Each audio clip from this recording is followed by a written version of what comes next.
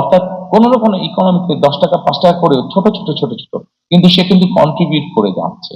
অর্থাৎ দিনের পর দিন, মাসের পর মাস, বছরের পর বছর যখন এইভাবে লোকাল ইকোনমিতে আপনি রিসোর্স পাম্প করতে থাকবেন, তখন কিন্তু আস্তে আস্তে পুরো ইকোনমিটা অনেক ভাইব্রেন্ট হওয়া থাকবে। আপনি একটা গ্রামকে এইভাবে আপনি মোটামুটি ভাবে একটা ভালো অবস্থানে নিয়ে আসবেন।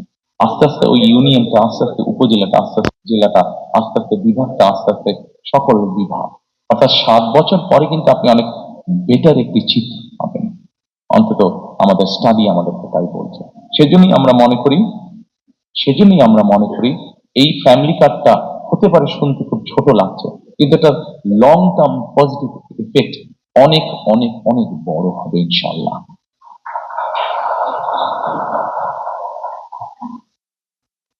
দ্বিতীয়ত, সম্মানিত উপস্থিতিবৃন্দ, আমরা আরেকটি কার্ড ইন্ট্রোডিউস করতে চাচ্ছি, সেটাকে আমরা বলছি ফার্মার্স কার্ড বা কৃষক কার্ড। বাংলাদেশে মোটামুটি ভাবে 4 রকমের কৃষক আছে। প্রান্তিক কৃষক আছে, ক্ষুদ্র কৃষক আছে, মাঝারি কৃষক আছে, বড় কৃষক। সরকারের হিসাব মতে বিভিন্ন জমির ক্যাটাগরি অনুযায়ী এই কৃষকদেরকে ভাগ করে হয়ে থাকে। আমরা প্রথমে প্রান্তিক, ক্ষুদ্র এবং মাঝারি কৃষক পর্যন্ত যাব। এই কৃষকদেরকে আমরা যেটা করব, যেমন ধরেন একজন কৃষকের হয়তো 5 বিঘা জমি আছে।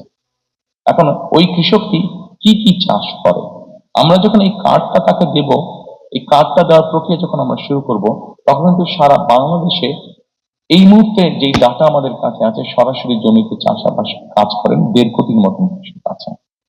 আমরা এই প্রত্যেকটা মানুষকে যাকে যাকে কার্ড দেবো, প্রত্যেকটা মানুষকে কে কোথায় কার কতটুকু জমি আছে, কে কি চাষ করছে, পুরো জিনিসটাকে একটা আমরা ডাটা প্রসেসের মধ্যে, পুরো সিস্টেমের মধ্যে আমরা নিয়ে আসবো।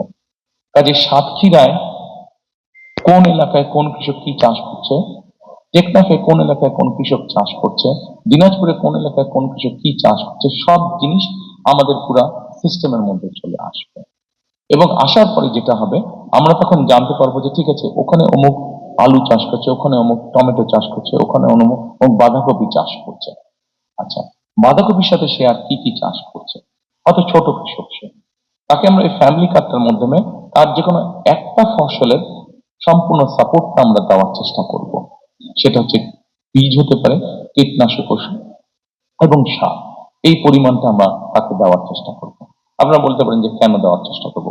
এই জন্য দেওয়ার চেষ্টা করবো আমরা যে বিভিন্ন কারণে তাকে অনেক কষ্টের মধ্যে দিয়ে চালাতে হয়, কিন্তু আমরা যদি এই সাপোর্ট তাকে অন্তত 5-7 বছর ধরে সাপোর্টটা দিতে পারি, তখন কিন্তু একটা সময় এসে কিন্তু সে একটা জায়গায় এসে দাঁড়াবে, কৃষকটা একটা জায়গায় এসে দাঁড়াবে।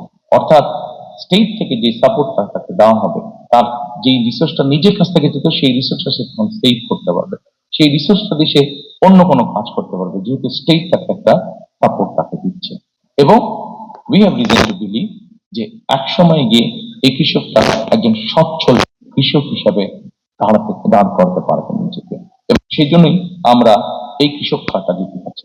আপনাদের কাছে হয়তো প্রশ্ন থাকতে পারে যে আমরা কি শুধু যারা জমিতে চাষ করছে তাদেরকে এই কার্ডটা দেবো? নো, আমরা যারা জমিতে চাষাবাস করছেন শুধু তাদেরকে আমরা এই কার্ডটা দিব না। আমরা এই কার্ডটা দিব মৎস্য চাষী আছে তাদেরকে আমরা দিব, আমরা এই কার্ডটা দিব খামারি আছে, মুরগি পালন করছে, গরু পালন করছে, এরকম যারা বিভিন্ন প্রাণী সম্পদ খামারি আছেন, তাদেরকে আমরা এই কার্ডটা চাই, তাদেরকে আমরা এই কার্ডটা চাই।